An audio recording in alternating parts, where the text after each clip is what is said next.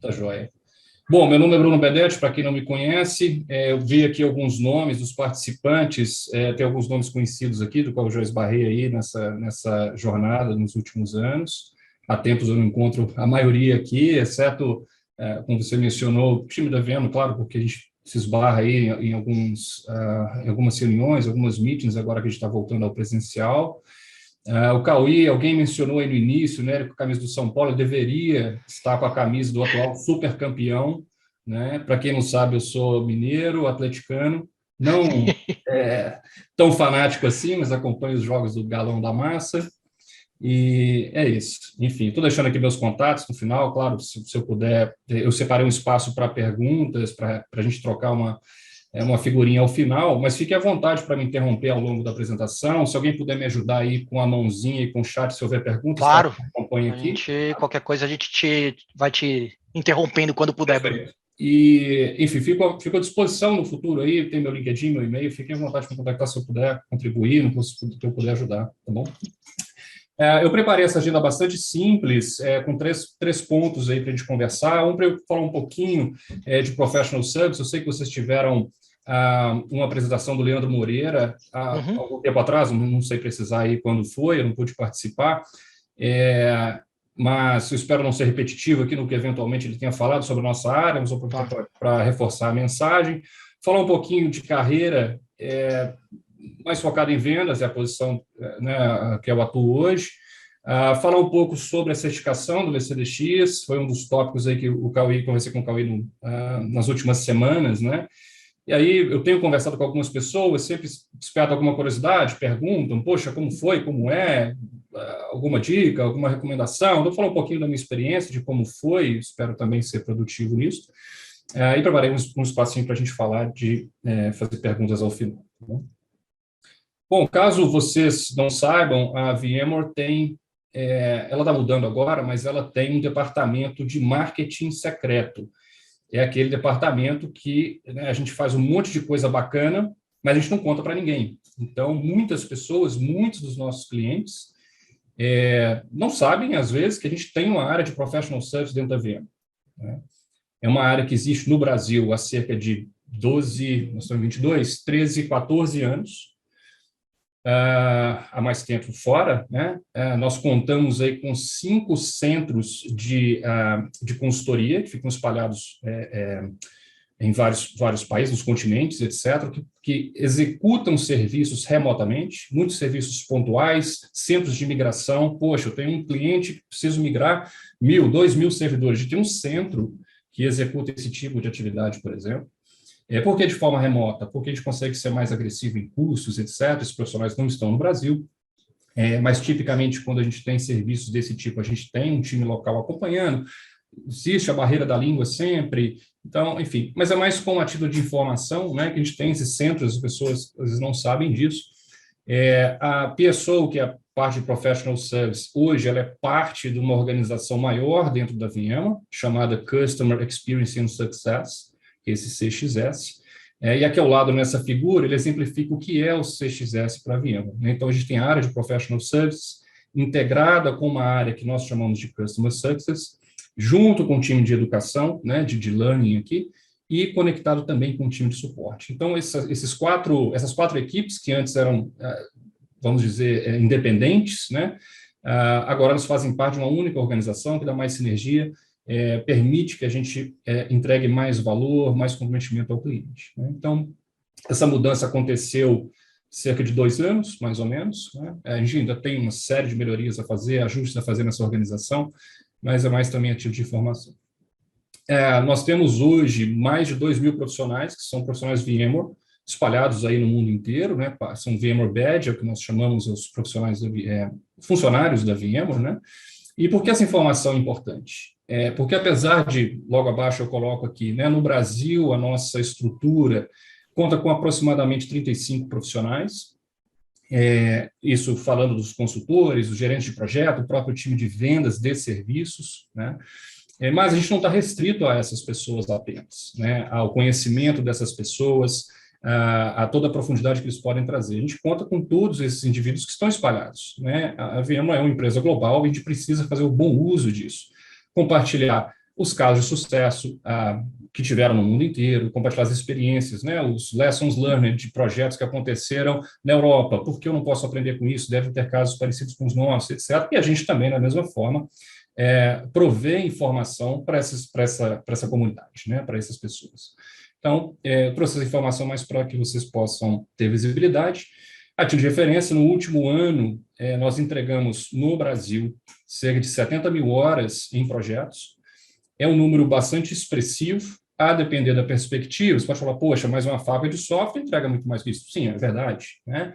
Mas temos que considerar, a VMware não é uma empresa de serviço, né? A gente tem uma equipe bastante enxuta, e a gente tem um potencial bastante interessante quando a gente fala em entrega de projetos aqui, né? E é claro que isso não é possível, até matematicamente falando aqui, que a gente tenha essa entrega somente com o time VMware, né? E aí a gente conta com um ecossistema de parceiros de serviço, com qualificação, com certificações, etc., que compõem essa entrega junto com o time da VMware, né? Então, isso é um pouco do que nós somos aqui no Brasil. Eu estou na VMware, bom, não quero me adiantar, porque eu vou falar um pouco disso mais adiante, mas eu estou na VMware há 11 anos, esses 11 na área de serviço, né? E a gente, como eu mencionei no início, não é brincadeira, né? A gente, há anos atrás, percebia claramente, em visita a grandes clientes, os clientes sequer sabiam que a VMware tinha uma área de serviço própria, né? E por que essa área é tão importante, né?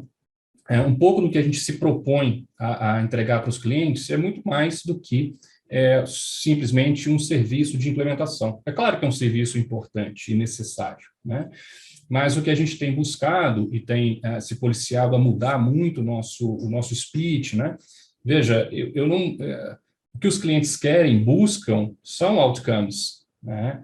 Eles não estão buscando comprar uma ferramenta de end-user computing, uma solução de mobilidade. O que eles querem comprar eu quero reduzir em 50% o tempo de onboarding de um funcionário, né? Eu quero reduzir o meu OPEX em 20%. Eu quero reduzir o meu tempo de provisionamento de infraestrutura para menos de um dia, né? É isso que eles estão buscando. Poxa, eu vou fazer isso como? Se é com a ferramenta A, B, C, D, X, Y, Z. No final do dia, o que o dono do dinheiro quer fazer, eu quero comprar o resultado, né?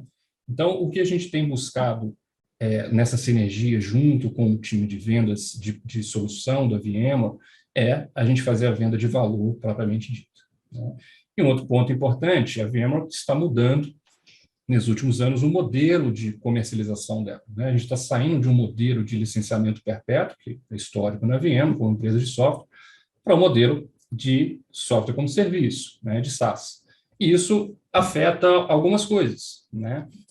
Pensando na parte de serviço, poxa, a gente falou agora há pouco, um serviço de implementação, poxa, se agora é SaaS, eu não tenho mais esse serviço. Bom, é uma verdade, mas, tipicamente, o cliente não está migrando tudo para uma nuvem, né? Ele continua tendo um ambiente on-premise, tipicamente tem visto um cenário híbrido, então ele continua demandando serviços on-premise, ele tem serviços de migração, ele tem serviços de customização. Então, a mudança para SaaS, o que para a VMware, internamente falando, quando surgiu o primeiro movimento, a primeira coisa que veio na cabeça do time de Professional Services, opa, temos um problema, porque vou deixar de ter demanda que antes eu tinha, né?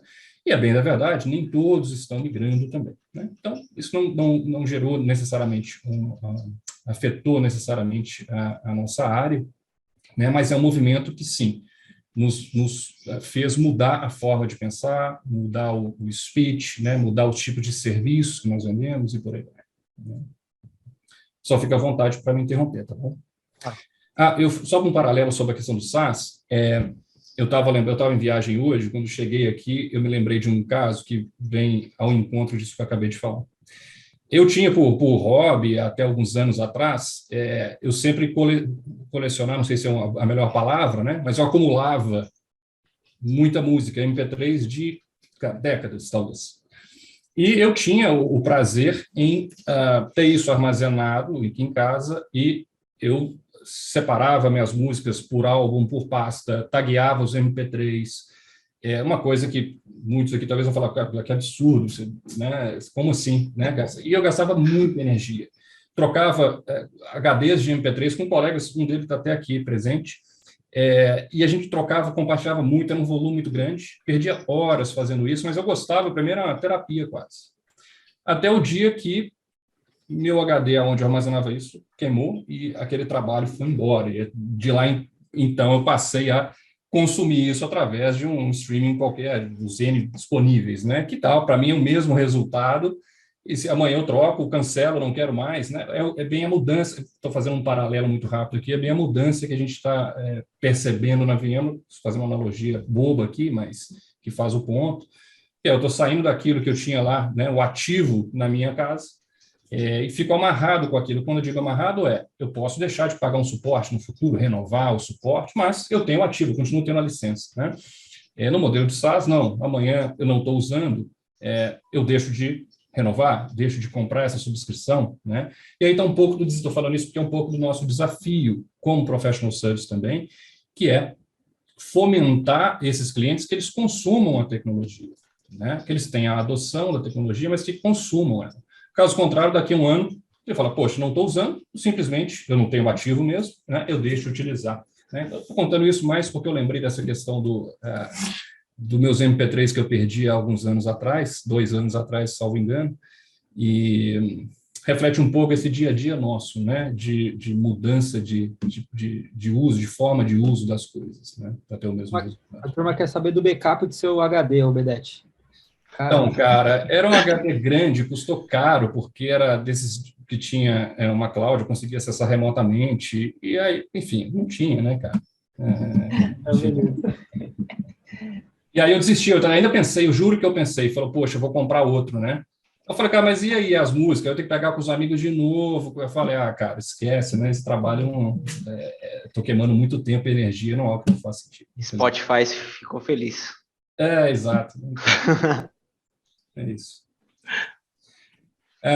E aí eu trouxe uma figura aqui que ilustra bem o que é para a gente professional service. Talvez vocês já tenham visto esse slide em alguma apresentação. Mas, basicamente, aonde nós entendemos, né, o que nós somos. Né? Aqui é um desenho de um campus tecnológico qualquer, não importa, e depois de um milagre, está tudo funcionando, lindo e maravilhoso. Né? E aí que a gente mostra, opa, aqui tem um detalhe, né? Você deveria ser mais explícito nesse detalhe. E aqui que a gente entra, né? Não é que aperta um botão, está tudo funcionando. Né? Existe toda uma jornada ali para ser executada.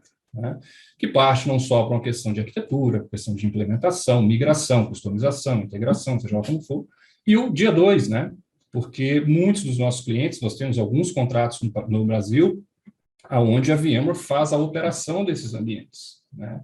Então, a gente tem equipes dentro de clientes fazendo a operação, tem alguns deles 24/7, 100% operado, gerenciado pela VMware. Quais são as vantagens que nós percebemos nisso? Como eu mencionei, nós temos um rico ecossistema de parceiros muito qualificados, etc. E a gente toma muito cuidado, muitas das vezes, quando a gente está posicionando os nossos serviços, em mencionar claramente para os clientes que os nossos consultores, eles não são melhores que os consultores dos nossos parceiros. Definitivamente não são. Mas existe uma diferença, que é natural. Eles bebem na fonte a informação.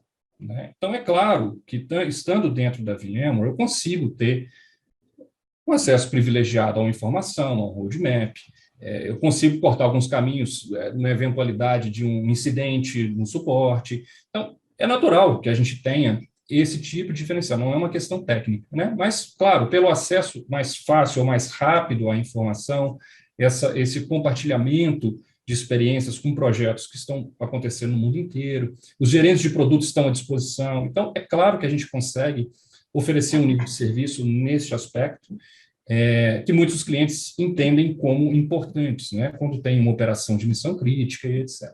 Né? Então, eu estou falando um pouquinho do dia 2, porque a gente tem também esse tipo de oferta hoje no país. Né? Ô, Bedete, deixa eu perguntar. Na verdade, você tocou num assunto que eu já estava pensando em perguntar, mas você já acabou tocando. Eu já tive dos dois lados, né? Já fui consultor, não na VMware, mas em parceiros, e também já fui cliente que contratou uma consultoria ou um fabricante, né? E Para mim, o ponto sempre foi esse mesmo, né? Você vê, pô, se eu tiver um professional service lá do fabricante mesmo, se acontecer alguma coisa, provavelmente a gente consegue resolver mais rápido, né, e tal. Qual que é o feedback que vocês têm, assim, dos clientes, assim, sobre o professional service? Pensando nesse ponto, né, direto do cliente, né, porque para mim isso sempre foi importante, né? Uhum.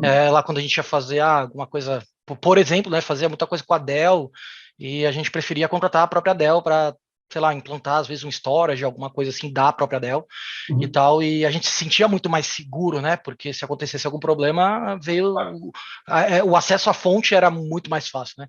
claro. E qual é o feedback que vocês têm, né, sobre isso? E se até assim, é óbvio que vocês não querem atrapalhar os parceiros, porque é óbvio que a Vemer também ganha com isso, mas se como encontrar esse meio termo assim, até que ponto eu posso chegar ou eu posso voltar atrás e na verdade falar, oferecer até um parceiro, porque vai ser melhor e tal, como isso funciona, né? Tá. Vou pegar a sua pergunta de trás para frente.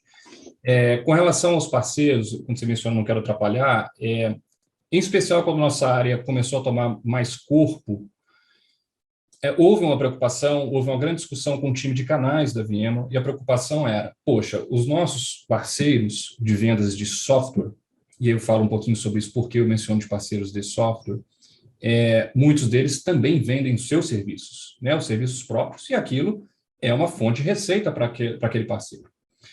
E a nossa preocupação foi, poxa, se eu começo a expandir a nossa área interna, né, de serviços profissionais, eu não vou tomar o dinheiro ou essa receita, né, que esses parceiros, antigamente, ou seja, eu vou concorrer com eles, né? Essa foi uma preocupação imediata, mas eu posso dizer com bastante segurança que isso não aconteceu. Existiu esse receio, tá? Mas por que na prática isso não aconteceu? Minha visão é a seguinte: a VMware cresceu o portfólio muito rapidamente nos últimos anos, né, através de aquisições de empresas e etc. As soluções também foram ficando mais complexas, né? Antes a gente tinha um cenário, vai lá, vou ser simplista aqui também, um cenário de vSphere com vCenter, com VROps, você tinha soluções um pouco mais simples de serem implementadas, não tantas customizações, integrações, etc. E a coisa foi tomando um corpo muito grande. E por que eu estou dizendo isso? Eu vim de parceiro, né? Antes de estar na VMware, eu vou falar isso já no próximo tópico aqui. Para um parceiro nosso fazer um investimento em uma equipe de serviços, treinar as pessoas, né, capacitar todo esse time e reter essas pessoas, isso custa muito. E normalmente o que acontece esses parceiros esperam um pouco para ver, poxa, a VMware está lançando uma nova solução no mercado, ou comprou uma empresa, esse negócio vai emplacar, eu vou ter demanda. Então, existe naturalmente, por motivos legítimos, uma espera antes de fazer aquele investimento, né? Então, a gente, de largada, cria um buraco ali, porque, veja, assim que a VMware lança um produto, nós, internamente, somos cobrados a fomentar a venda daquela solução. E uma vez vendida, eu preciso entregar. E, principalmente, quando é uma solução nova, os próprios parceiros ou até mesmo os clientes dizem, poxa, será que eu contrato aquele parceiro? De novo, sem demérito. Mas a chance de talvez ele ter sucesso na implementação de uma solução nova do próprio fabricante, ela tende a ser maior. Isso não é uma regra, mas tende a ser maior. Então, existe já esse buraco. E tem um segundo ponto. Como eu mencionei, nós entregamos os nossos projetos hoje de uma forma, numa composição com todo esse ecossistema. Então, é verdade, aquele parceiro ele não está mais vendendo serviços para o cliente, mas a VMware está e eu componho o meu delivery com ele. No final do dia, o que eu estou fazendo? Estou subcontratando este parceiro para entregar serviços em nome da VMware e ele é remunerado por isso. Então, no final do dia, ele tem a receita. Ele não tem o liability, porque fica com a VMware, já que os serviços estão sendo adquiridos da VMware, a responsabilidade e a liderança técnica, a gestão passa a ser da VMware. Então, no eventual problema, o cliente vai apertar a VMware, né, o pescoço da VMware. Então, essa composição, esse ecossistema pensando em serviços, ele sempre funcionou muito bem. E ele tem funcionado cada vez mais. Porque a gente não consegue, e não é o nosso interesse, escalar o nosso time interno, de pessoas, de consultores, arquitetos, etc., na mesma velocidade que a gente tem escalado as vendas. Então, eu só aumento o meu backlog de projetos para entregar, e como eu não cresço o meu time na mesma proporção, eu acabo gerando mais demanda para esses parceiros, né? Então, a gente tem vários parceiros de serviço que têm foco em serviço. Eu não vou afirmar isso, porque, claro, não estou lá para dizer, mas, muito provavelmente, boa parte da receita, a maior parte da receita dessas empresas, vem da própria VMware, em subcontratação dessas equipes, né? Então, esse balanço sempre funcionou muito bem. Como eu mencionei, existiu esse receio no início, mas foi um caminho, eu diria, bastante tranquilo. Claro, existem os seus arranhões aqui e ali, É normal. mas, de uma forma geral, ele funciona muito bem. Eu achei que fez muito sentido quando você falou, né? Porque assim, a VMware sempre foi uma empresa que inova, né? Então, assim, quando chegou com vSAN, NSX, são coisas que foram muito novas, assim, né? Então, nesse momento faz sentido o parceiro esperar um pouco para ver se vale ele investir num profissional para atender esses projetos, e aí é quando a VMware entra também. Né? E só o início da tua pergunta a respeito do feedback dos clientes, etc. O que alguns dizem muito claramente para a gente, e eu vou tomar cuidado com as palavras aqui, por favor, não me interpretem mal. Alguns clientes falam assim, poxa, por que eu quero, e às vezes eles exigem isso, seja em contrato ou durante a negociação. A exigência do cliente é que o profissional que vai atuar naquele projeto ou que vai fazer uma operação assistida, um day two para eles, etc., sejam profissionais BED VMware. Existem contratos desse tipo. E a alegação desses clientes é que, na opinião deles, o nível de engajamento dessas pessoas, por serem profissionais do fabricante, é diferente de quando você tem um terceiro. Eu tendo a concordar com isso, e, de novo, não estou aqui, não é demérito das pessoas, mas é que, mais uma vez, como você está dentro de casa e você tem um problema, a percepção do cliente, pela velocidade de resposta, pelo engajamento das outras pessoas que você vai trazer para solucionar, eventualmente, um problema, a percepção é de que o engajamento é maior, né? E eu tendo a concordar que ele realmente é por esses motivos que eu mencionei, né? Você consegue ter acesso mais rápido. Então, a percepção do cliente é que ele vai solucionar um problema mais rápido, eventualmente, ou ele vai ter acesso à informação que ele precisa mais facilmente, né? Então, esse é o feedback que a gente recebe de alguns clientes, e alguns deles, como mencionei, exigem esses profissionais BED em contrato, né? Ele não permite a subcontratação, né, do serviço, por exemplo, né? Isso acontece com certa frequência em governo, tá, no setor público, e é bastante comum, pelo menos nos clientes que a gente atua, em setor financeiro. Tá?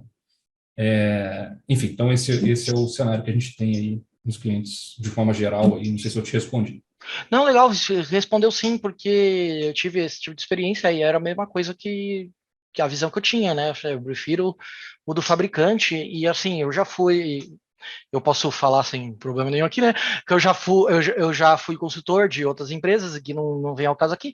E a gente sabe, às vezes a demanda é muito grande, às vezes o consultor não atende só produto VMware, atende outros produtos de outras empresas, então o cara às vezes tem que sair de um projeto e já ir para o outro, ou às vezes os projetos se enroscam no meio assim, às vezes você é tirado de um porque você tem que ir para o outro, então assim, às vezes isso acontece, é normal, faz parte do negócio, né, não estou nem culpando ninguém, mas às vezes isso conta muito para a empresa que está contratando, né, o serviço aí depende muito das empresas, né.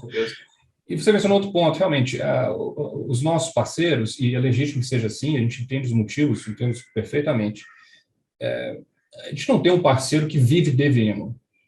Exato. Normalmente, é um parceiro que tem a VMware como um grande parceiro, mas também, eu não sei, enfim, é um parceiro AWS, é Vim, é Dell, etc., é Oracle. Então, ele tem uma equipe ali, ainda que ele tenha talvez umas células ali de conhecimento dentro de casa, mas veja, o time da VMware aqui, eu só faço isso, né? Eu não faço outra coisa, né? É claro que o time conhece soluções de terceiros que são adjacentes ali às nossas soluções, mas assim, o nosso foco, a nossa especialização, a nossa capacitação, que o time faz treinamentos com muita frequência, em VMware, é o que a gente faz. Então, isso também nos dá talvez alguma diferença aí. Bem legal. Beleza, valeu, Bedete. Bom, Então, sobre Professional Service, era isso que eu tinha para falar. A gente pode falar mais adiante no Q&A. E aí o segundo tópico é sobre carreira, né? Eu trouxe aqui para falar um pouquinho sobre a minha experiência. Eu montei um timeline aqui só para contextualizar a minha trajetória aí, né? Eu não venho só de vendas, eu também venho da área técnica, eu fui consultor por alguns anos. Eu fiz meu primeiro projeto de VMware em 2004. Foi o primeiro grande projeto da VMware no Brasil, uma grande telecom lá de Minas.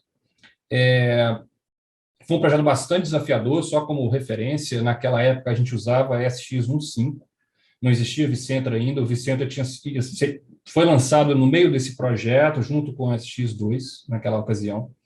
Então, era um desafio enorme, porque assim, era uma interface gráfica web horrível, era console, era uma tecnologia nova no Brasil, não existia funcionário VMware no Brasil naquela ocasião.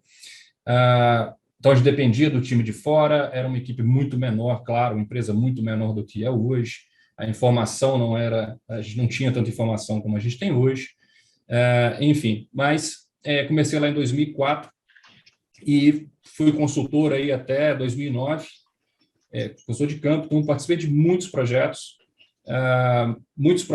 pontuais, onde eu trabalhava, a gente tinha um volume muito grande de projetos, mas projetos pequenos. Para mim, nós vamos falar da certificação já já, ele foi muito importante, muito interessante, porque, apesar de serem projetos pequenos, na sua maioria, mas você acaba vivenciando muitos ambientes, muitas necessidades, muitos problemas. Então, isso me deu uma bagagem muito grande, tecnicamente falando, nas soluções VMware até aquele momento, né? Em 2009, eu mudei, fui abandonando não vou dizer que eu abandonei a área técnica, mas eu deixei de ser um consultor de campo e passei a trabalhar com vendas, né?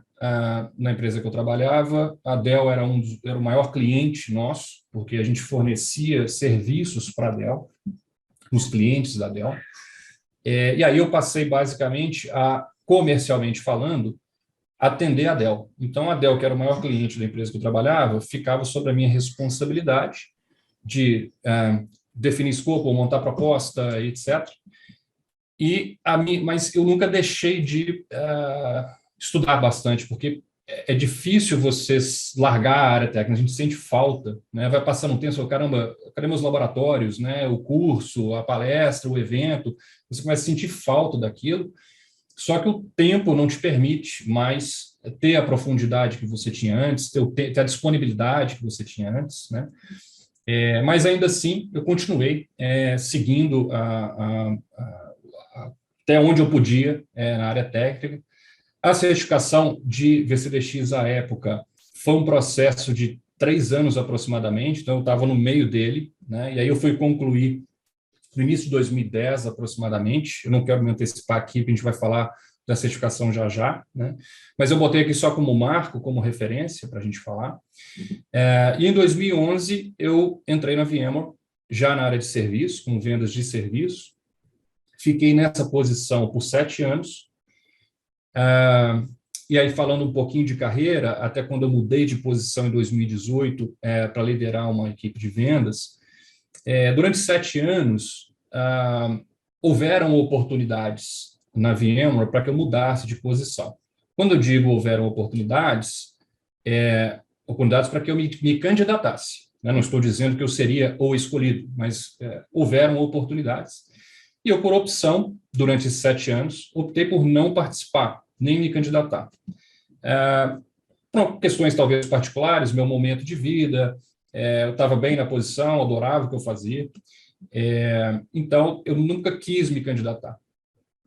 Até que chegou em 2018, 7 anos depois, falei, poxa, eu acho que está na hora de eu me aplicar a uma posição desse tipo.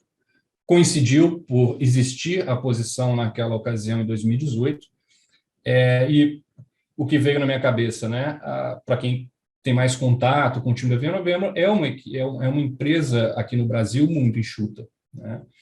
Então, eu falei, poxa, se eu quero continuar aqui, se eu quero continuar em vendas de serviço, porque é o que eu gosto, é o que eu sei fazer, e eu quero mudar de posição, se eu não pegar essa posição agora, provavelmente eu não estarei na VMware daqui a 2 anos, 3 anos, porque naquele momento eu falei, poxa, eu não vou conseguir mais ficar 2, 3 anos fazendo o que eu faço, porque eu já estava numa zona de conforto, sabe, no automático. E eu falei, a hora é agora.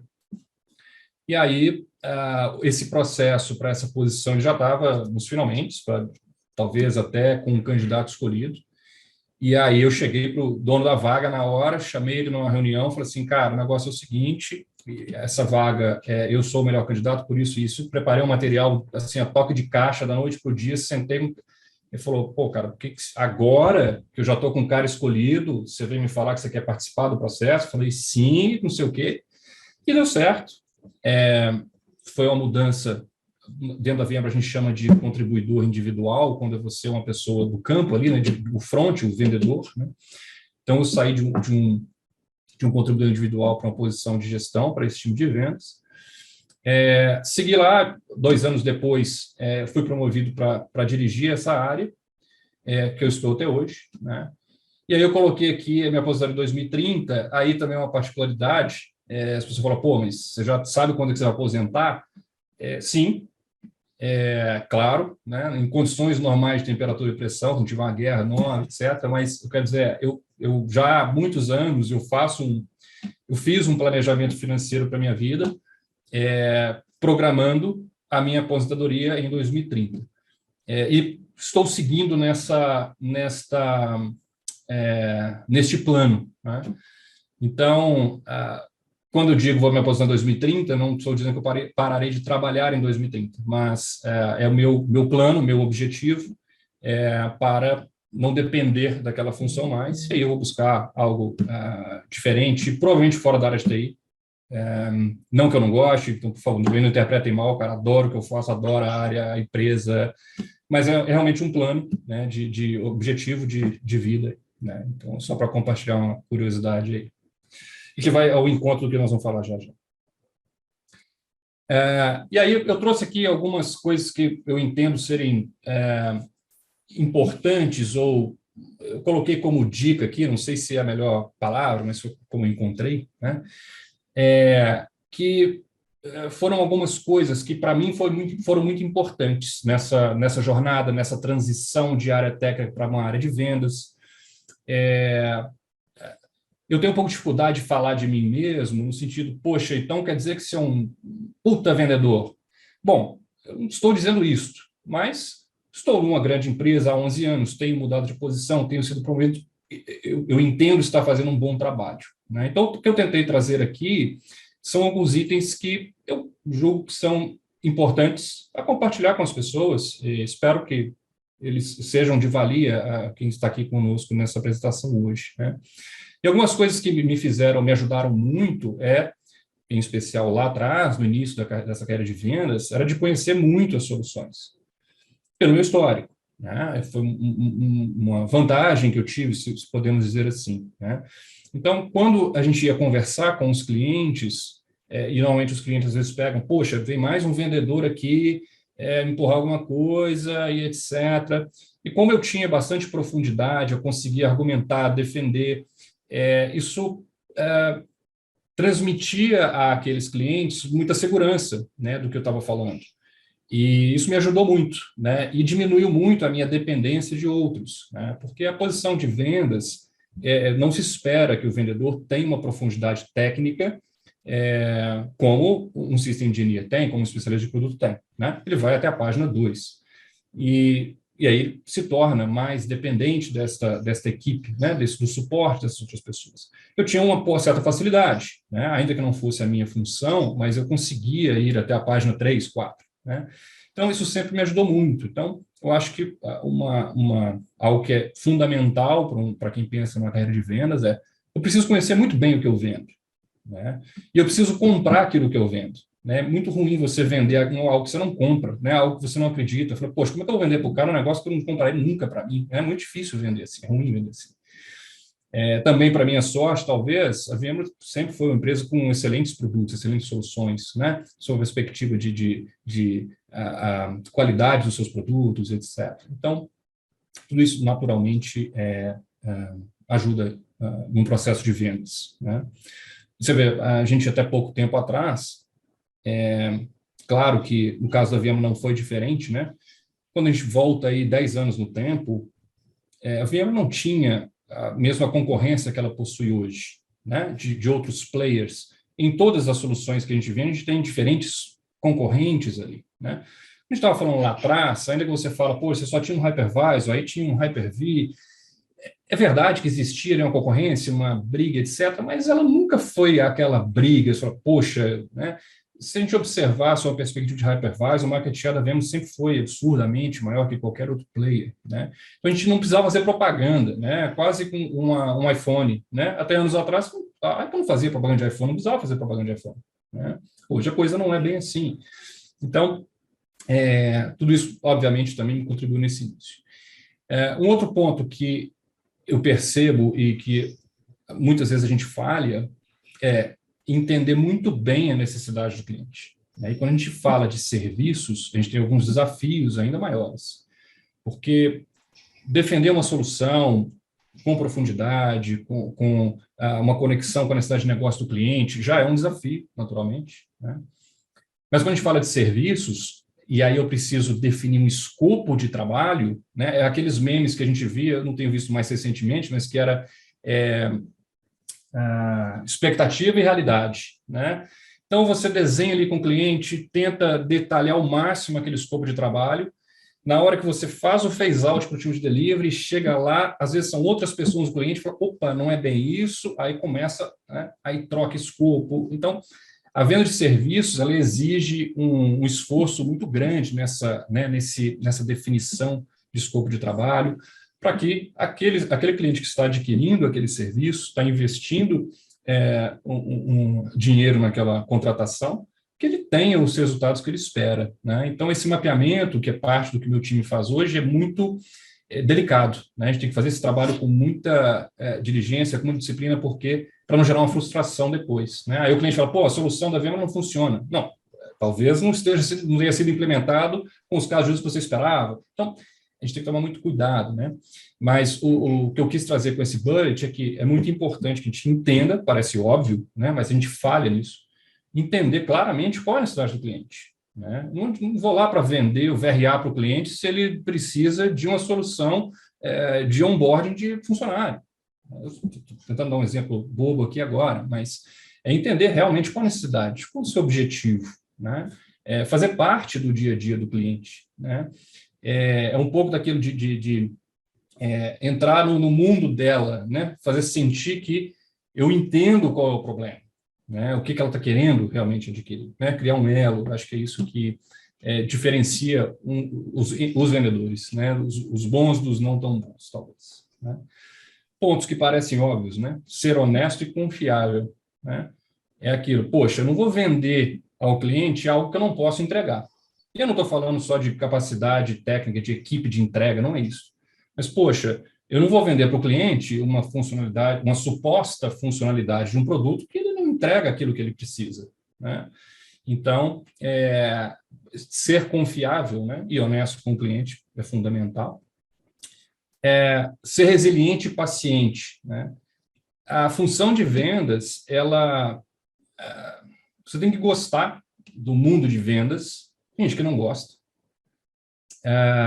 E por que eu digo ser resiliente? Porque o início ele é difícil, né? Então você martela, você faz proposta, poxa, aí você não vende. Existem metas, né, cotas que são agressivas, então você tem uma cobrança, uma pressão muito alta.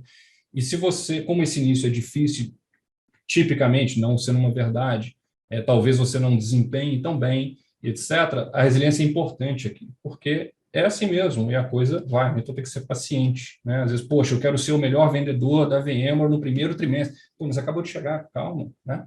Então, essa resiliência é importante, a paciência é importante. E ser organizado.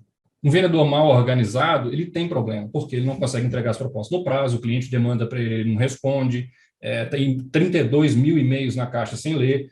Poxa, cara, como é que em 32 e-mails você filtra o que é bom e o que não é? Ou você leu tudo, você não tem e-mail parado na caixa ali, né? O cara está esperando um mês para receber uma proposta. Pô, você quer vender se você não entregou a proposta em um mês, né? Então, claro que existem exceções, existem problemas, dificuldades por qualquer motivo, mas, via de regra, eu preciso ser uma pessoa organizada, entregar as coisas no prazo, as pessoas estão esperando para tomar decisão, por aí vai, né? O ponto de comunicação, skill, né, de comunicação e persuasão, também é um pouco óbvio, eu preciso me comunicar bem com o cliente, né?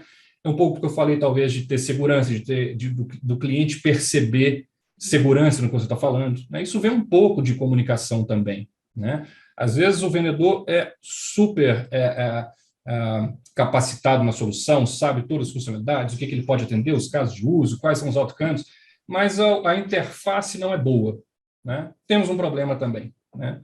Então, a comunicação é um ponto importante. Existe uma série de treinamentos de comunicação, de persuasão, vários, são ótimos, de verdade. Independente se alguém está numa posição de vendas ou não, são excelentes treinamentos, né?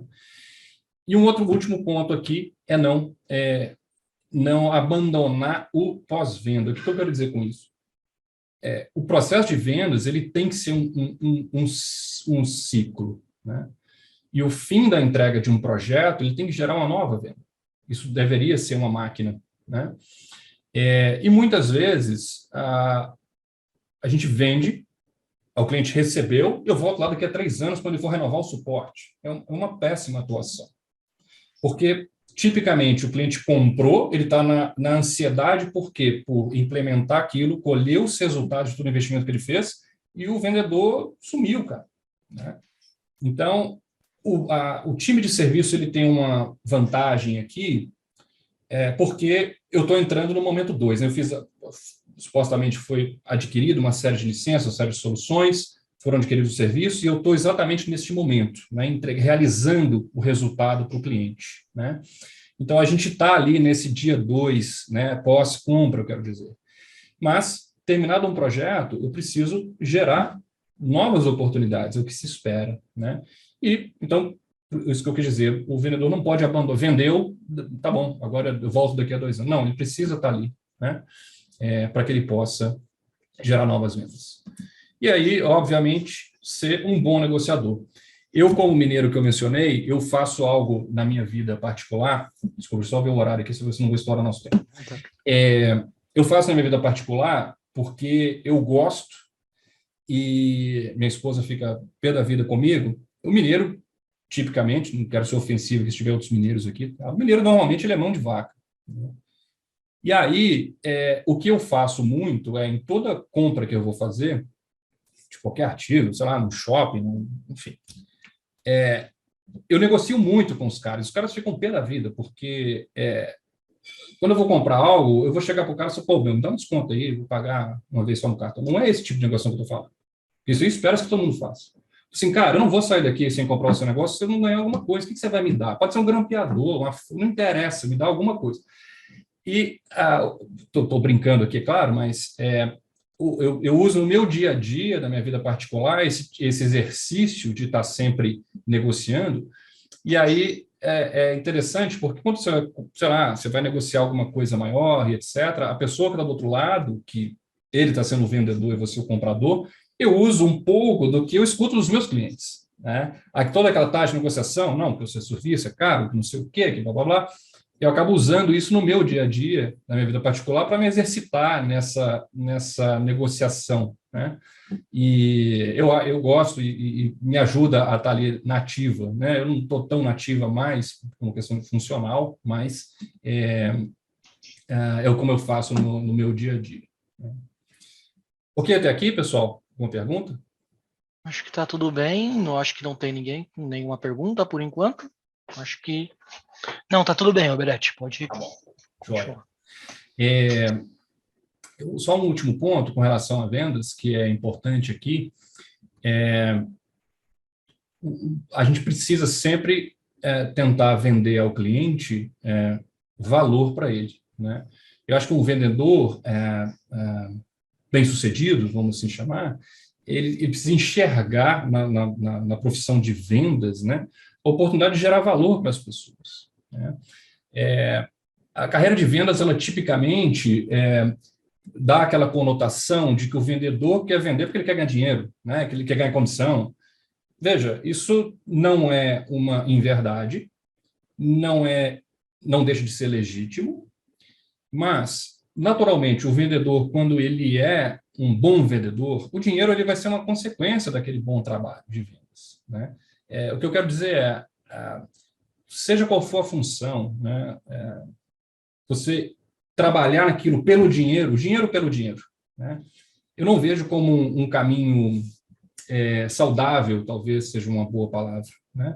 Quando a gente faz bem o nosso trabalho, com comprometimento, etc., a questão financeira ela vai ser uma consequência, né, natural. Claro que é fácil falar, né? A gente tem tantas áreas, tantos segmentos da sociedade e tal, mas, de uma forma geral, para nós aqui na área de TI, eu acho que é um pouco disso, né? Todos são bons profissionais, têm oportunidades, né? O mercado nosso está bastante aquecido nesses últimos tempos.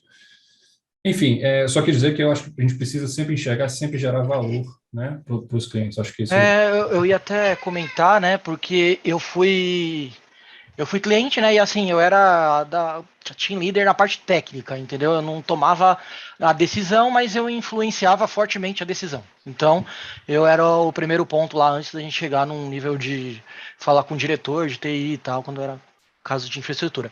E eu sempre atendi a galera, né, no começo, assim, era sempre eu que atendia o pessoal de vendas e tal. E eu tive várias experiências boas, de pessoas até que viraram amigos, e experiências assim, de um cara que estava lá interessado no dinheiro mesmo, né? Que era isso, né?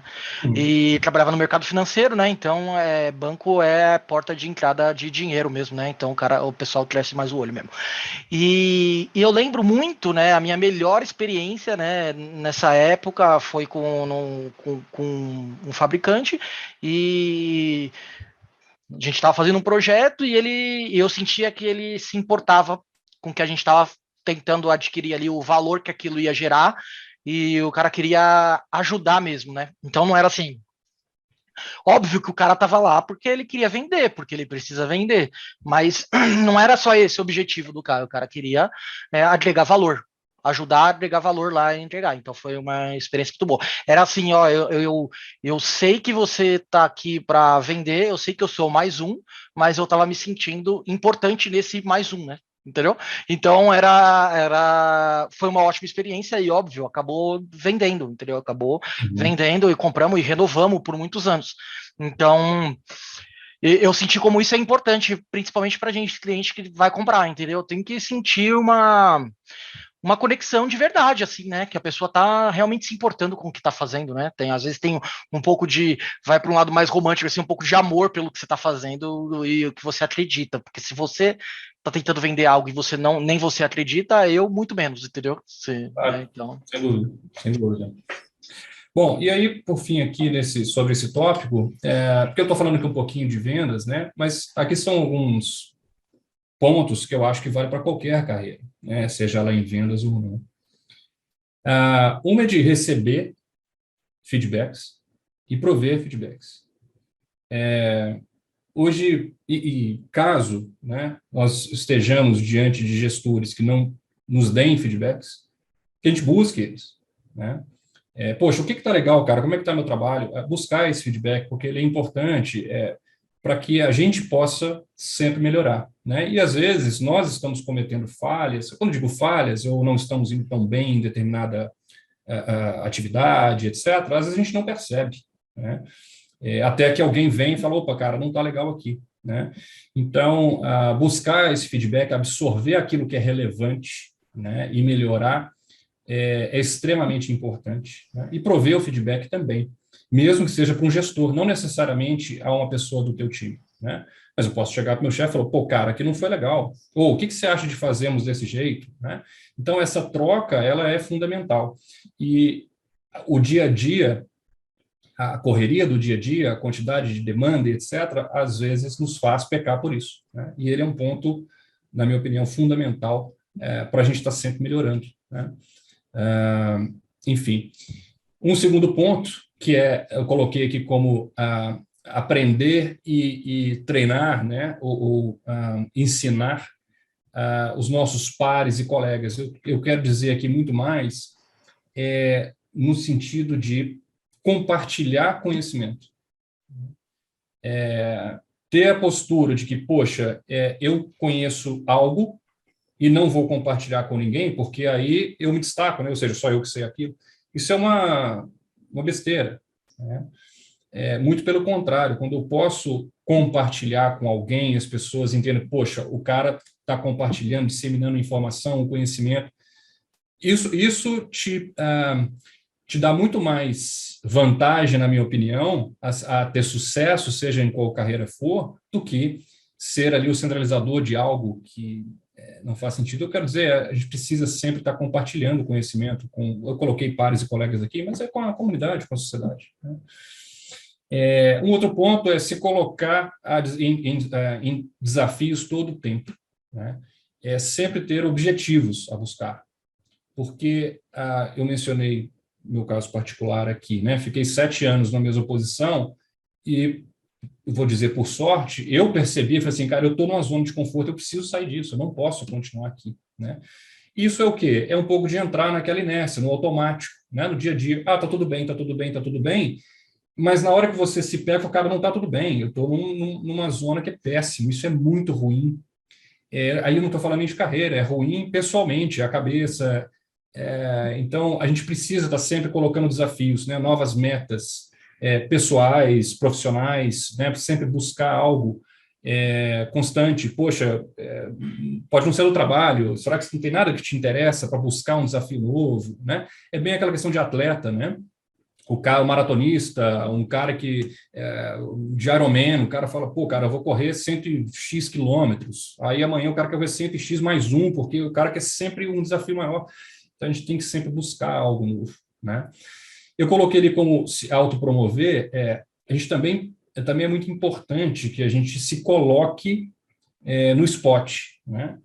É importante que a gente demonstre os bons resultados, deixe que as pessoas percebam os grandes feitos. Isso é importante para que as pessoas percebam. Imagina, se você não falar bem de você está esperando que o outro fale bem. Veja, não estou dizendo aqui para ser bom, em Minas a gente chamava de o estrelinha, não sei como falar aqui em São Paulo, mas eu quero ser o cara que quer só aparecer, não é isso que eu estou dizendo. Mas a gente precisa sempre pegar os grandes feitos, os grandes resultados, coisas que são importantes pessoalmente, profissionalmente, e permitir que as pessoas vejam aquilo. Isso é importante para uma carreira, na minha opinião. E, por fim, os mercados estão sempre mudando, né? O nosso mercado, principalmente, ele é muito dinâmico, muito rápido. E a gente precisa sempre conseguir entender essas mudanças, né? E mudar a forma como a gente faz as coisas. A gente precisa sempre estar se adaptando a essas mudanças, que não é uma tarefa fácil, né? E eu trouxe esse slide, que provavelmente muitos de vocês já viram, se não exatamente esse slide, essa frase com outra figura, não importa, que se eu quero ter resultados diferentes, eu preciso fazer diferente, né? E aí eu trouxe esse slide, porque sem ele eu não poderia mostrar o próximo, que o ponto é o seguinte: a insanidade, na verdade, é ficar repetindo esse slide anterior que todo mundo fala, só porque acham que supostamente foi dito por Einstein, e não fazer diferente, né? O que eu estou querendo dizer é, muitas vezes a gente fala, pô, precisamos fazer isso aqui diferente, e fica todo mundo claro, se a gente quiser resultado diferente, tem que fazer diferente. Só que na prática, continua fazendo da mesma forma. Então, a gente precisa de fato mudar, né? Fazer as coisas diferentes quando somos demandados por isso, né? É um caso, eu mencionei para vocês agora, uma mudança que internamente a Vema está fazendo, de mudança no modelo de vendas. Então, tudo isso a gente precisa. Não adianta falar, poxa, eu acho que não vai ser legal. É uma decisão da companhia, né? Está mudando a forma. Então, eu preciso também me reinventar. E agora? Mencionei ali, não é bem o caso, mas, poxa, agora eu não vou ter mais um serviço de implementação. O que eu faço? Eu fico parado vendo o que vai acontecer, né? Então, a gente está sempre buscando essas mudanças, se adaptando a essas mudanças. Ok, até aqui, de carreira, eram esses slides para a gente falar da certificação. Deixa eu ver, eu tenho 7 minutos, dá tempo. Ok. Tudo bem? Uhum. Pode seguir, Roberto. Bom, sobre a certificação de VCDX, como eu mencionei lá no início, eu concluí a certificação em 2010. Foi uma certificação que eu comecei, salvo engano, no final de 2007. A demora, né, esses 3 anos, eles se deram porque, naquela ocasião, esse programa ele era novo, naturalmente. O caminho para atingimento da certificação ele não é diferente do que é hoje, né? Naquela época, a gente não chamava as provas ali intermediárias de VCAP ainda, mas eles tinham a mesma divisão, né? Uma prova de design e uma prova de implementação. E naquela ocasião, a prova de implementação, que foi a primeira a estar disponível, só era possível fazer fora do país. E aí eu fui num evento que não existe mais, que era o Partner Exchange, se eu não me engano foi de 2008. Era um evento em março, abril de cada ano. E aí eu fui fazer essa prova lá em 2008, porque ela não tinha como fazer aqui. E aí, para aqueles que foram aprovados, a VMware estava fazendo as provas beta de design. E aí eu consegui fazer aqui no Brasil uma prova beta. E o objetivo era que a gente provesse feedbacks acerca da prova, do conteúdo, da forma como a prova era realizada. E aí isso aconteceu, acho que no início de 2009. E aí eu pude fazer a prova aqui, essa prova beta, que valeu como prova oficial, definitiva, seja como for. E aí eu pude passar para o último estágio, né, para a certificação, que é você fazer uma aplicação, que é um projeto, né, submeter esse projeto para uma avaliação do time lá fora, e em essa aplicação sendo aprovada, você vai lá fazer a defesa. E essa defesa também só acontecia em dois momentos no ano, que era também nesse mesmo evento que eu mencionei, que era o Partner Exchange, ou durante o VMworld. Eram as duas opções que você tinha para fazer a defesa, sempre presencial, né, naquela ocasião. E aí eu fui fazer a defesa no Partner Exchange 2010, que foi quando eu obtive a certificação. Eu acho que eu tenho conversado com alguns amigos, até hoje o processo é muito parecido, né? É claro que os requisitos técnicos para esses projetos são muito diferentes ou muito mais complexos do que na minha época, naturalmente, as soluções que existem hoje, as complexidades, etc. Mas o formato do programa de certificação é ligeiramente, praticamente o mesmo que eu tive lá atrás. E o desafio que eu tive é que, como eu não conhecia ninguém que tinha certificação naquele momento, né, não tinha a quantidade de material disponível, de informação disponível, seja para estudo, para lab, etc., que se tem hoje, foi um negócio meio no escuro para mim, né? E os panelistas que estavam na minha defesa, acho que, salvo engano, nenhum deles está na VMware mais, que vocês podem depois buscar lá no diretório de VCDX, é o número 1, 2 e o número 11, são os caras que foram os meus panelistas naquela ocasião. São caras que eu já tinha ouvido falar, porque eles eram funcionários da VMware. É um processo muito legal. Eu acho que a forma como é feita a certificação é bem bacana, porque o objetivo, eu não sei hoje, quem fez prova de VCP recentemente vai poder confirmar isso. Lá atrás, antes de você começar uma prova de VCP, existia uma primeira pergunta, exemplo, que mais ou menos assim. Por que as folhas são verdes? E aí ele te dava 4 opções e dizia assim, letra A, 2 mais 2 são 4, porque possui clorofila, mais uma resposta correta e uma resposta que não tinha nada a ver. Então, por exclusão, e aí existe um método por trás disso, quando você lê uma pergunta, uma resposta que está na cara que é errado, e esse era o objetivo dessa opção errada, claramente se olhar e falar assim, não, isso aqui não tem nada a ver. E aí, quando você lê uma pergunta, uma resposta certa, eu digo a resposta certa é que 2 mais 2 são 4. Você tende a marcar essa opção. E ela, apesar da sentença ser correta, ela não responde à pergunta, né? Então, eles faziam isso justamente para falar, olha, cara, presta atenção no que você está lendo, tá? Presta atenção no que eu estou te perguntando. Eu estou falando isso porque a defesa do VCDX, eles são 3 dinâmicas que acontecem durante 1 hora, 20 minutos para cada dinâmica, e o que eles querem é observar o teu raciocínio e não a resposta certa, né? Então, eles vão te jogar um problema, era assim na ocasião, e até onde eu ouvi de colegas continua sendo assim. Eles vão te jogar um problema hipotético de um cliente, né? Eles, os panelistas, se transformam no cliente, te jogam o problema e te permite que, ao longo desses 20 minutos, você os pergunte o que você quiser, para tentar solucionar aquele problema. Mas o ponto é, eles não esperam que você resolva o problema. Eles esperam que você façam perguntas que tenham um raciocínio e que demonstrem o teu conhecimento, e não que você esteja lá simplesmente chutando as coisas, né? Então, foi um processo bastante desafiador naquela ocasião. Acho que a forma de certificar é bem interessante. Realmente vai exigir que quem esteja ali defendendo tenha conhecimento, tenha feito o dever de casa, né? Eu não fico feliz em não ter outra pessoa aqui no Brasil com esse certificado, porque eu confesso que assim, eu não entendo por que outros não tiraram. Eu tenho colegas aqui com infinito conhecimento técnico perto do que eu tinha.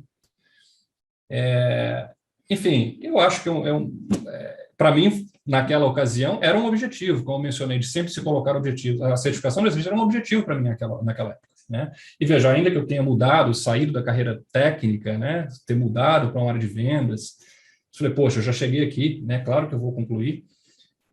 Mas eu encorajo todos a fazer, é um processo muito bacana, eu acho que é uma certificação diferenciada. Eu até hoje recebo coisas, apesar de não estar mais nativa, participando dos eventos. No VMware World existe uma sessão só para os VCDX, existe um coquetel, então eles mandam camisa, jaqueta, um monte de coisa até hoje, já tem 12 anos isso, né? Enfim, é isso que eu tenho para compartilhar. Eu só trouxe aqui, essa informação é pública do site, né? Na minha ocasião, só existia o VCDX de Data Center, os outros 3 não existiam, naturalmente. Mas hoje, para qualquer uma das 4 áreas, né, o processo ele é o mesmo, né? Você precisa ter um VCP, fazer as provas de VCAP, fazer a aplicação, enviar, ser aprovado e aí fazer a defesa, né? Então, o que muda aqui para a minha época, além da complexidade que a gente já falou, é que existem as outras 3 áreas que naquela ocasião não existiam, né? Ô, Bedete, posso só fazer uma pergunta para a turma aqui? Claro. Eu bastante gente certificada aqui no chat. Sei que tem pelo menos uns 3 VCAPs que eu conheço. Mas se a turma que tiver VCP puder comentar aqui no chat, só para a gente ter uma noção se vale a pena ficar comentando, às vezes, sobre certificação, sobre esse caminho, enfim, se isso é algo que interessa a vocês, acho que é legal. Para mim é super interessante, cara. Então, minha visão é... Eu também gosto, então não tenho nem o que falar, eu gosto do assunto e tal. Um ponto, eu não sei, eu confesso, realmente não tenho essa informação, se a gente consegue, de alguma forma, junto com o time de education da VMware, vamos lembrar, na época não existia isso aqui. Quando a gente coloca na ponta do lápis ali o custo do zero, né, em fazer uma certificação dessa, ele não é um custo baixo. Porque você tem, né, pensando do zero, eu tenho o treinamento oficial que eu preciso fazer, eu tenho as provas, todas elas são pagas. O envio dessa aplicação que eu mencionei lá para fora custa $900. E se você não for aprovado, acho que tem direito a uma revisão, senão você vai fazer outro, vai mais $900. Tem a defesa, que tem mais um FII para pagar. Então, assim, é um investimento alto financeiro, além do tempo que eu acho que é necessário para o preparo para uma certificação dessa. E aí eu não sei se a gente tem como, a gente pode ver isso, Cauê, talvez até para um próximo VMUG, né? A gente vê com o time de education, poxa, será que a gente não pode sortear aqui ao final? Não sei, tá? De novo, tá, gente, estou falando aqui sem qualquer propriedade, mas, claro, sei lá, talvez sortear voucher para essas provas, um voucher para aplicação dessa, já que a gente quer fomentar, ter mais profissionais com a certificação, talvez internamente a gente possa subir um business case desse e tentar provar, e aí a gente pode, para a comunidade aqui, né, prover esse tipo de ajuda, de auxílio, não sei, Como que é? Eu acho muito legal, Prefiro. porque uma das coisas que a gente tenta fazer aí já nos últimos anos, né? A gente tem parceria com alguns centros técnicos, um dele é a Adstec, e a gente sempre tenta sortear, né, curso e tal, porque a gente sabe que o custo é muito alto, né, para uma pessoa bancar sozinha, né? Normalmente você tá num parceiro, e aí o parceiro banca, paga para você e tudo mais, né? Mas no meu caso, por exemplo, que eu era cliente, eu queria fazer a certificação e eu fui atrás de alguma forma que eu conseguisse algum desconto, né? E tem programas fora do Brasil que te dá um curso que é válido para a prova e tudo mais, enfim, foi assim que eu consegui o meu. Porque é muito difícil para bancar sozinho, então sim, é super, super válido, assim, se tiver alguma coisa do tipo, o Bruno, é Tá bom, eu vou demais, bem verificar legal. isso, eu compartilho aí com o Cauê, com o Consat, etc., o que eu consegui de informação. Eventualmente, a gente possa, eu achei a palavra, eu queria dizer incentivo, né? Um incentivo que as pessoas se capacitem. E, mais uma vez, pegando a parte que me toca aqui de serviço, a gente comentou lá atrás, né? Com relação ao nosso ecossistema de parceiros, etc. É nosso total interesse, eu estou falando em pessoa especificamente, que é o que eu tenho autonomia para dizer, tá? Mas é uma questão de sobrevivência nosso, que a gente tenha os parceiros cada vez mais qualificados, capacitados, certificados, porque eu dependo deles para entregar os projetos como a gente mencionou, né? Então, é do nosso interesse também incentivar, né, fomentar a capacitação das pessoas, né? Então, talvez a gente consiga por aí buscar algum tipo de incentivo, algum tipo de suporte, né? Ô, Bruno, só tem uma pergunta, é assim, Claro. você acha que a gente pode fazer um paralelo do VCDX com algo como um mestrado numa faculdade ou um doutorado, porque ele tem um tipo exige uma entrega de um material e depois uma defesa, apesar de imaginar que a defesa já não tem nada a ver com isso, mas parece um paralelo, entendeu? É, eu vou talvez diferenciar, estou pensando agora, tá, na sua pergunta.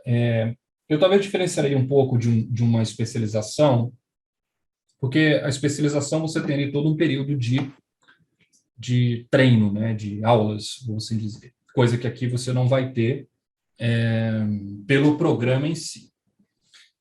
A defesa em si, talvez ela pareça um pouco mais com uma... Poxa, cara, eu arriscaria dizer que talvez um TCC fosse mais apropriado que uma tese de mestrado, tá? Porque, bom, não sou da área acadêmica, não fiz mestrado, mas as poucas teses que eu já vi, elas têm um conteúdo que vão muito além do que... Não vou dizer que vão além, ela tem outro viés do que uma aplicação como essa exige, tá? Então, eu acho que talvez um TCC seja mais parecido com isso, de você fazer, de fato, ali um projeto, apresentar aquele projeto e defendê-lo, tá? Eu acho que está mais próximo do que uma tese de mestrado, na minha opinião. Ah, legal, só para fazer um paralelo, porque às vezes fica mais fácil até da galera entender, né, como é que é mais ou menos. Uhum. Não sei se mais alguém tem alguma pergunta. Eu não estou vendo aqui o chat, eu não Eu tô sei. vendo aqui, eu acho que não, né? Aqui O no chat pessoal. não tem nada. Parece que o pessoal gostou da ideia de a gente apresentar mais coisas de certificação, então a gente vai buscar isso, tá, galera, para os próximos VMUGs aí, para ter mais assuntos sobre isso, né? Uhum. O Fernando Duarte fez uma pergunta aqui, essa aqui eu vou mandar pro Ricardo. Tem alguma dica sobre o VCAP? Que eu sei que várias dicas. o Ricardo tem o VCAP mais recente aí, né? Então. Eu tenho várias dicas, eu escrevi todas essas dicas, eu fiz um compilado de links no meu blog, eu posso colocar o link aqui. E aí, caso você leia lá e tiver mais alguma dúvida que eu possa não ter descrito lá, me chama aí que eu te ajudo. Tem sobre vários VCAPs ali. VCP não tem, mas VCAP tem o design, o deploy, CMA, DCV, então tá tudo lá. Mas o VCP é até que fácil de encontrar bastante material, né? VCP você coloca lá no próprio Google Study Guide, lá vai ter um caminhão de links e artigos e informações, fica um pouco mais tranquilo para você achar, né? O Bedete, o Daniel também perguntou quais foram os principais desafios do VCDX para você, né, assim, durante esse período de 3 anos, né, que você passou. Foi o que eu havia mencionado. Acho que a falta de ter contato com outras pessoas que já tinham essa certificação. Lembrando, naquela época eu não estava na VMware ainda, então o meu contato com o pessoal lá de fora eram nesses eventos, quando eu estava presente, né? Então, o acesso à informação, poxa, como é que faço? Como é que é? Né? Então, quando eu cheguei no dia da defesa, que são essas 3 dinâmicas que eu mencionei, eu entrei numa sala com os caras lá na minha frente,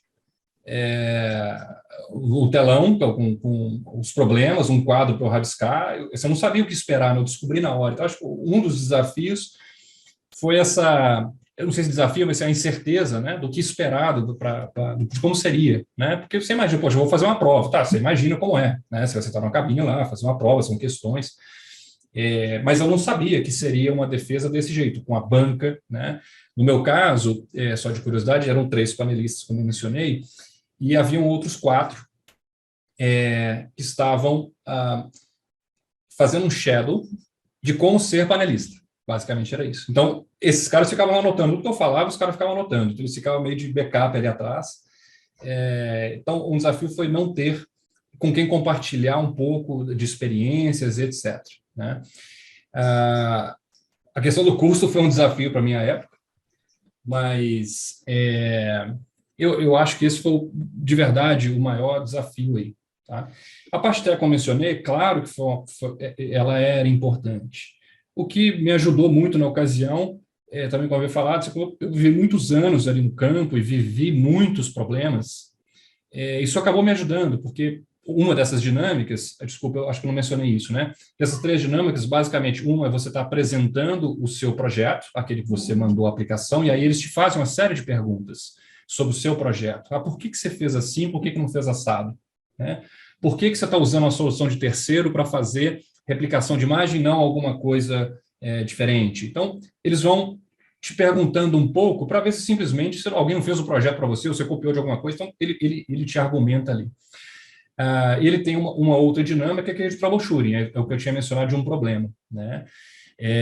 E como eu tinha vivido muito no campo, pegado muito problema diferente, não estou dizendo que foi fácil, mas eu acabei me virando bem ali, sabe?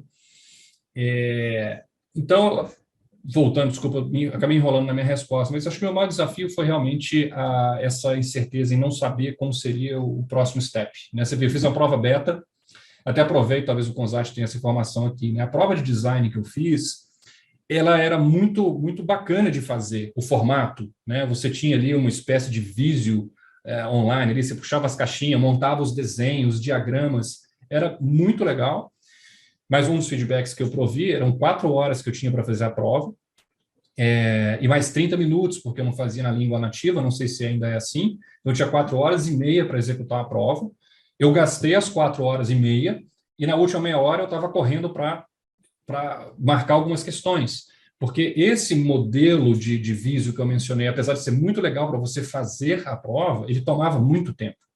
Então, você ficava ali, poxa, numa questão para você fazer a resposta, montar, você perdia ali fácil meia hora em uma questão, né?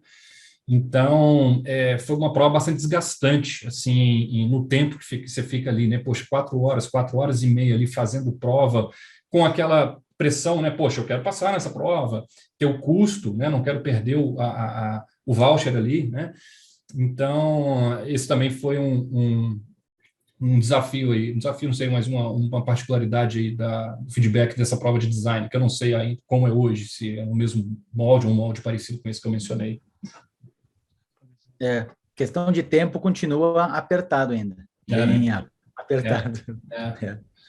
E, enfim. Eu não sei, desculpa, quem fez a pergunta sobre o desafio? Foi o Daniel. Daniel, eu respondi a tua pergunta, Daniel, não sei se... Ele falou que sim, tá tudo certo. Tem mais só uma informação, pessoal. Eu vou deixar aqui para vocês o Twitter do Greg. Greg Robertson é um funcionário da VMware, lá da Inglaterra, e ele é panelista, né, do VCDX, e ele costuma fazer grupos de estudos, tá? Então, assim, é uma pessoa Eu conheço ele pessoalmente, é uma pessoa incrível, assim. Então, às vezes, se você tiver interesse, quiser trocar uma ideia melhor, assim, de como está o processo hoje, eu acho que ele é uma pessoa legal, porque ele faz grupos de estudos para antes da apresentação que você tem que fazer, né? Então, para tentar fazer treinamento e tal, para você ver como é que vai ter que fazer. Então, é uma pessoa bem acessível, se você procurar ele, então. Eu acho que é isso, né, pessoal? Certo. Bom, mais vezes eu deixo meus contatos aqui, se eu puder trocar Obrigado, alguma informação, Bruno. que eu puder contribuir, fique à vontade de me acionar. Eu agradeço de novo aí o convite, em ter Claro. participado. Desculpa ter estourado o tempo aí em alguns bons minutos. Enfim, mas obrigado pela oportunidade aí em De poder nada, Bruno, que trocar é isso. experiência com vocês. Muito obrigado. Então,